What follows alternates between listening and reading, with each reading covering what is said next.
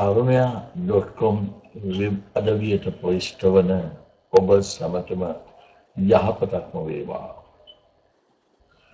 කිසිවස් 2013ක් වූ දෙසැම්බර් මාස දෙවන සවුදා දින සිට කිසිවස් 2013ක් වූ දෙසැම්බර් මාස 9 වන සවුදා දින දක්වා ලග්න 12ට අනුව ලග්න පලාඵල 4 සිංහ ලග්නයෙන් උපන් ඔබට ආර්ථික අතින් සුබදායක සතියක් හදිසියේ මුදල් ලැබීමක්ද පෙන්වුම් කරනවා.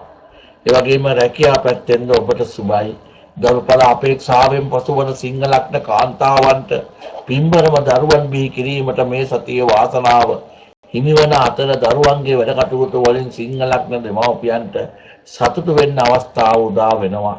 සහෝදර සහෝදරයන් සමග පැවති අවුල් වියවුල් නිරවුල් කර ගැනීමටත් ඔවුන් සමග බොහොම සතුටින් ගත කිරීමටත් ඔවුන්ගේ උදව් ලබා ගැනීමටත් මේ සතිය ඔබට වාසනාව ලැබෙනවා. නමුත් ඔබේ හතරවැන්නේ සතිය ආරම්භය සමගම සඳුගහයා නීචව සිටීම අනුව දීපල සම්බන්ධව අවුල් ඇති වෙනවා.